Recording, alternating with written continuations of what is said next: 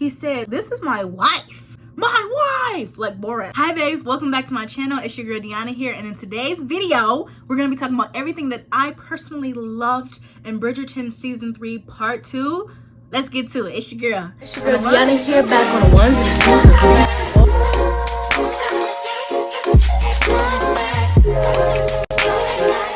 and lots to discuss, don't we? Finally finished it last night, and I'm like, what these girls talk about? This show ate. I have so much to say. So sit down, get ready to listen in, to tune in, give your thoughts. I can hear you, babe. So if you have anything to say, like, say it. I'll leave like a little pause so you can say it at the same time, okay? We're gonna be doing our makeup at the same time. Right now I'm going into with this moisturizing face cream by Restoration C3. I have notes. You know I always have notes. Number 1, Penn looked amazing in every scene. I know we talked about how the showrunner, I don't want to say anything negative about anyone in the show because, you know, I'm an actress and I want to be in the industry. I know a lot of people said that the showrunner, I feel like she thought Penn's character would fail. She didn't see her as a romantic lead. This is what the girls are saying. You can say that, but she also looked bomb. Like, the hair and makeup was there. Like, I understand it takes 3 years to film an episode, but if that means she's gonna look fire every episode, so be it. Because, oh my gosh, Nicola walked into a scene and it's like, there she is. Like, I wasn't looking at anybody else. She looked face done, hair done. Like, she looked amazing the whole time. I loved all of the brother scenes. That's another thing, like, we didn't really see with the other seasons because, by the way, Queen Charlotte is not in this. I was talking to my friend about this. I'm sorry I'm going a little tangent. By the way, this is Black Girl Sunscreen. Gotta wear sunscreen, babe. Shonda Rhimes is producing Bridgerton, okay?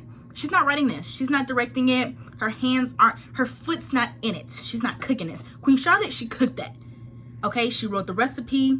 She made the braids for it. She sizzled it. She grilled the onions. She cooked that. That was hers. That's why it eats down. And that's why Queen Charlotte will always be my favorite. But I do think that this season 3, part 2, is my favorite Bridgerton thing yet. Just go into this video with that mindset. They just gave us more background with them talking with the brothers. There were so many scenes where Benedict and Anthony were together, and it was just so cute because they do look like brothers.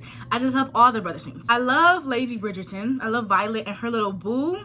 That little romance story, I love it. I love how slow it's going. I love the actress because she plays so well being nervous. And she also plays such a great motherly figure, but she's also her own person too. I think her character is very well fleshed out. So props to them for that. Oh, by the way, that was the e.l.f. power grip. If you really think back, really use your noggin and think, is Bridgerton that show where we're getting life world-ending conflict? We're not. So if you really think about it, comparing season 1 and season 2, we got actual stuff going on. Like this, like her being Lady Whistledown, it was like an actual like conflict. And Collins, you know, in her mind, like, oh my gosh, I'm in love with my good friend. You know, that's conflict. Season 1, what? She not supposed to marry the Duke? Like, season 2, well, season 2 was drama. Season 2 was drama tea, but again, I feel like this is serious life-ending conflict. Like, Lady Featherington over here committing, you know, oh gosh, that almost got in my dress. Praise God. Committing crimes. We know where this is going. And also, I think the people need to remember, they told us this is going to be like the books. And the people were like, yeah, it's going to be like the books. But then they didn't read the book. Like, it is like the book in a lot of ways. I'm going to be breaking down some of the ways that it was like the book and some ways that it wasn't. Because if you read the book, you low-key might not have liked it because Colin was mean. Like, in the book, Colin was really dragging Penelope. He hated Lady Whistledown, and he never saw Penelope as beautiful, and it took just like a long time for them to really fall into their place. So again, it is like the book, but it's also different in better ways. So I think I kind of feel like y'all should read the book to appreciate the betterness of the show, because the book's not that good. I'm happy that they did split it because it was a lot to discuss. Part 2 was a lot, and I think it gave us enough time with part 1.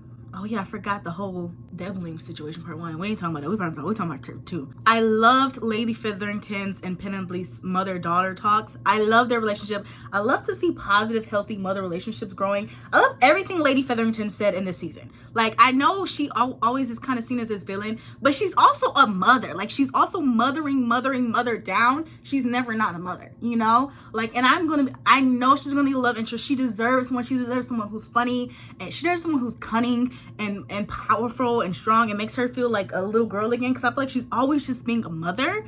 I love Lady Featherington Town. She might be one of my favorite characters. Just love that they got closer and they got to talk, and it wasn't like they got so close. Penn wasn't like, oh, you said something nice to me, now I'm by your hip. I felt like it took a lot of other conversations and it took a lot of declarations, and I loved when Colin stood up for Penelope in that one scene. That was in the book. That was very important that he stood up to her in front of her mother. I love Colin's constant compliments to Penelope, because, you know, Penelope, she be needing to hear it. Like, she needs to hear the compliments, because she never looked at herself in that way. And that's why his compliments, that's why the mirror is such an important theme, because, you know, she needs to see herself grow in her own person as well. And also in the book, it talked a lot about Colin and his diaries and his own internal monologue, and we don't really care about that. And I'm happy like the show kind of like didn't spend that much time on that. But also in the book, they did talk about how they both loved writing a lot and they bonded over that. I would have loved to see some scenes with them sitting down and just reading and writing next to each other. That would have been really cute. But regardless, you know, season's been filmed. I love their scene. I know people are like, it's too long, it's too intimate. What do you want? What do you want? You want a scene like season 1 where they do it and he rolls over and she's like, what's going on? What is season 2 where they outside of the season? I don't even say. But it's like, what do you want? What do you want? They made it longer. They made it more in depth. I think it's perfect for those 2 characters. I think you should shut up. I think they should shut up. I think they did what they did to do. It was done well. I love their little cute moments. Like their little dancing all by themselves. Now I loved how he's always right behind her and she's always leaning into him. I just love the closeness, okay? Like in other seasons, we don't really get to see this. We really don't see that in season 1. How Penn and Colin are always like warm and they're very comfortable together. So they're always so close and on top of each other. I love that. I would have loved more friendship moments, again, where they're just sitting and chatting and maybe just out to eat or something. But again, she's been filmed. Can't change anything about that. I loved Lady Danbury's relationship with her brother. I feel like if we would have got a little bit less with the Marquise, we could have got some more background with Lady Danbury and her situation. But we did get, she was in Queen Charlotte. I don't think it was a waste of time. I'm happy that they showed it to us. I do think that her brother's character could give us a little bit more. We don't know anything about him, but I'm sure we'll get some more in incoming seasons with Violet and him. I love giving Lady Danbury a little bit more her flowers, a little bit more her story. And in the Bridgerton world outside of Queen Charlotte. I love the Feathering sisters, Prudence and Philippa. I loved them this season. I loved all the screen time they got. I love their relationship with their husbands. I thought it was a cute addition. I don't think it took away from anything. Don't add conflict where conflict doesn't need to be. I feel like with the Marquis scenes in his bar, it was a little bit too long. I loved when Cressida walked in to Confident in that red dress. And I love how Cressida was a real villain. This is the first time in all the Bridgertons that we got an actual villain. And it's crazy because we were starting to like her a little bit. We got a little bit of her backstory. We know what's going on with her. But then she keeps tilting back and back and back. I 100% thought they were going to throw her with Lord Devling. Because he's like, I'm gone 3 years at a time. That would have been a perfect situation. But they were like, nah. Cressida's actually going to be a villain. And her mother is still in the ton. And her mother's gonna get what her mother's gonna get. So we still have a little bit of leftover villain there. I feel like Cressida can always come back. They said they're gonna wait till things blow over. And I'm jumping a little bit here, but I loved how when Colin said, I'm gonna go handle things, and he made things worse. We knew that was gonna happen. Yeah, that happens in the book, by the way. I'm here to beg for mercy, okay? And I loved when Cressida said, no, you're jealous of her. That was the first time someone ever said that he was jealous. And he does admit, when he finally admits it in that last episode, it feels so good, because when he admitted in the book, it was like, yes! He admitted right away in the book, by the way. Like, when Colin found out she was whistled down, he was like, what? He was not mad that long. He was actually proud. He just wanted her to stop. Like, that was the main conflict. He was like, oh, okay. My baddie, she lady whistled down. Like, she got that power. And then he was like, come help me write my book. Like, that's how it was in the book. So I was a little bit salty when Penn was like, hey, I can help you write your book. And he was like, no, I want to do it on my own. But I think that is important because she was going to be like, well, I won't do my own thing. I'll just help Colin write his book. So I think it was good that he did say no at the time.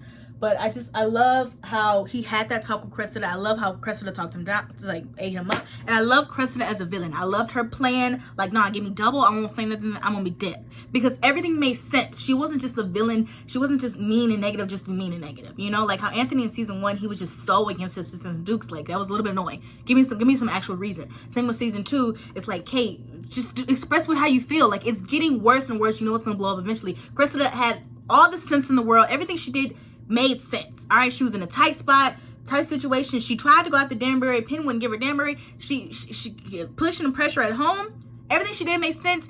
She's a villain that I care for. All right, the wedding dress, beautiful. The thing about the wedding, it happened on such like sad circumstances, so I would have loved when it was like a little bit more happy town, but you know what, they were smiling. I love the pan to Eloise crying. I thought that was very important. I loved when they were sitting later, just laying back in the drawing room, just talking and catching up. I loved when they could finally catch up again. Eloise was just out of her feelings, and so I love that. I ate that up because I love female friendship. I think that's more important than the romance of the show. We're women watching the show. Female friendship is so important. Okay, it is. It's gonna be there when he's not. All right, so I love that they had their moments together. When they danced to "You Belong With Me," stop. That's another thing. See, the soundtrack for Queen Charlotte ain't down, but the soundtrack this season ain't give us what we need to give. But that's all right, because they gave us that "You Belong With Me." I was not expecting that. Plus, they gave us a Strings from Paris song, which I'm happy that Strings from Paris finally got their flowers. The Vitamin String Quartet eats down, but Strings from Paris, they're getting their footing. I love how helpful Lady Featherington is. I understand Prudence was like a little bit jealous, but I mean, you know, she's pregnant. She's going through a lot of emotions. But I loved how Lady Featherington was like, "Oh no, you marrying a rich man? I'm your mother now. Like, you're good in hands. I'm protecting you at all costs," right? And so I love her change of tune. I do believe like the security of Penn marrying a Bridgerton helped that. Maybe she just had a change of heart because she's been going through so much and she needs to lie down, just relax and be with her daughters. She's about to be a grandmother. I'm just happy she's had that change of tune. She was there for Penn. She had ideas. She was listening. And I loved her argument. Like, when Penn was like, "Wait, we're out of money?" And she was like, "Oh no, I know you're not coming for me for this fraud. You've been a fraud with Lady Whistledown." Making a ton of things. Like, I love that whole argument. It made so much sense. That didn't happen in the book, but I'm so happy that it happened in the movie. Like, it's extra conflict, but it's interesting. And it was resolved in a very neat way. Was it resolved in a very fast, quick way?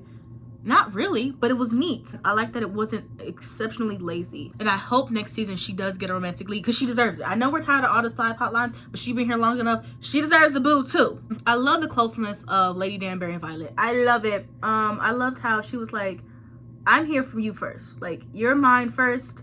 I love their very intimate conversation about her and her father. Female friendship. I feel like this season talked a lot about female friendship. I know people wanted more scenes with Penn and Colin, but I just... you gonna have to go ahead and read the book. And I love how much power and emphasis they put on Lady Whistledown. That was very prevalent in the book.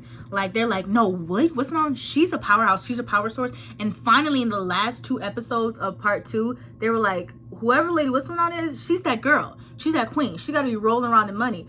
And so I'm so happy, like, Colin actually got to hear all of that too. Because in his final little speech, he said, "Look, this is my wife. My wife!" Like Borat. Like, and again, touching on, I love that he admitted his jealousy. Like, a man, yeah, like, that's very rare for a man to admit his jealousy. I loved all the conversations of them saying being a woman, like, it's hard in this time. It didn't feel cheesy. It didn't feel cheesy. It didn't feel like that Jasmine song in Aladdin. It felt like these are necessary speeches, and it was still very clever and how they said it. I love it, y'all. I loved Killmonger and Francesca's. I love Francesca and Killmonger's wedding. I loved how it was just in the drawing room. I mean, I feel like we could have picked another room in the Bridgerton house, but that's okay. The piano was sitting there. And I love this season how many different ball areas we had. Like, it was a lot of different balls in different backgrounds, because I was getting tired of the Queen's Palace, you know. And I know people are like, "Oh, they do other stuff besides go to balls." Okay, but we're not getting it now. Maybe next season. And I did like that we had a ball at the Marquise's house, so that was nice. When they did have the little intimate wedding at the Bridgerton house, I love it. Felt like Twilight, like when all the cousins were like gathering around. They were all just standing around with their different couples and like different houses. So it felt like Twilight. I ate that up. Gobble that up. Anything that's Twilight related, I'm gonna gobble up. Benedict and Elle's conversations on the swings. I love that they always go back to the swings. I know podcasts are going to talk about how like they're still in that childish part of their life. It's good to just have those conversations with your brothers. I love Benedict's little kiss on the head for Colin, because again, his father figures are Benedict and Anthony, right? And Anthony's in India right now. I love that they went to India. I love that important conversation. I love that they added that in, and not in a cheesy way. It doesn't have to be this huge declaration, "We're going to India." It's just a small important conversation. And she's like, "I couldn't love you more." Like, That's good. That's important. Oh, I need mascara. I love Penelope getting money for the sisters ball. I had no idea what money she was giving to Farley. I thought that was going to be the money to give to the banker who kept, you know, stopping by. So I love that it was for the ball. And I love that the camera panned to Prudence, because after, you know, Penn was like, well, after the queen was like, your lady whistle down, Prudence was like she was mad at first, she's putting everything together. She's like, no, you paid for the ball. I love Penn sending the letters, finally telling Lady Bridgerton, and Lady Bridgerton's reaction. I love the actress who plays Violet Bridgerton. Come on. I love the letter gave Penn. She's like, okay, it's me. I'm Lady Whistledown, but I know you want to get the credit for it.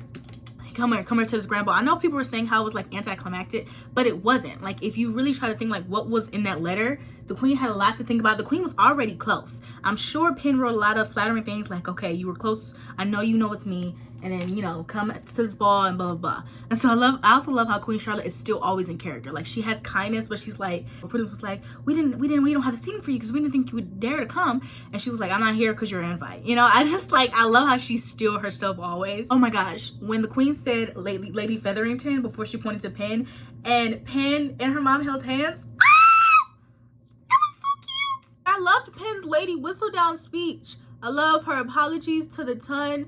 I love that she turned, you know, I love the camera work of it all, her turning around and looking at everyone. Now, Farley, the bugs! And she released the butterflies. I just thought that was all beautiful. I only would have wished, because in the books, you guys, they're standing up above. They're at this ball, and it's her and Colin, and they're standing up above the ball, everyone dancing, and they're like, hey, my wife is Lady Whistledown, and he holds her hands up. She's Lady Whistledown here, and he announces it. So I like that Penn is a center of attention. She's standing there by herself, and she announces. I just only wish at the end he would have ran up and held her hand and showed a little bit of support, and then she would have said, now Farley the bugs, you know. But it's okay. My friend was like, no, she needs to be there by herself in that moment to finally get her true shining, and she's right. I know people are like, what are we gonna do about Lady Whistledown? She's literally gonna keep writing. She signed it Love PB. She's gonna keep writing. And a lot of people are saying like they don't know who's gonna be next. It's gonna be Benedict. Like, what do you mean? Benedict literally said to Sophie, I just think that there's gonna be some next grand plan in my life. Some next big thing is gonna be coming, right? He literally said that, and then at the end, him and Elle were talking about like the Mother's Masquerade Bar. His book is about Cinderella. Masquerade? It's his season next, and Eloise needs to travel. She needs to see the world, and besides, the actress still looks young enough to play 19 or however old she is, so she's gonna travel for the 2 years. It's so funny. Francesca was like, wait, I'm going to Scotland to get away from y'all, now you're coming? But no, I love that. I love Eloise is going off and spending her own time traveling, because she needs to go see the world. She always talking about she wants to do such big things. I think this is a smart choice for her. I'm excited for season 4. I know it's gonna be about Benedict. We're gonna get a lot of tying things together. I think they're gonna take in consideration, because the fans bring money, okay? And the fans have opinions, so they're gonna listen in, all right? So this is everything that I loved about Bridgerton season 3 part 2. Comment below all the things that you love too. I just want little things that you might have noticed that I have not mentioned in this video. I love you so much. If you don't hear that today, I want you to know that I love you so much. Thank you for watching. Bye. It's your girl Deanna here, back on the ones and twos.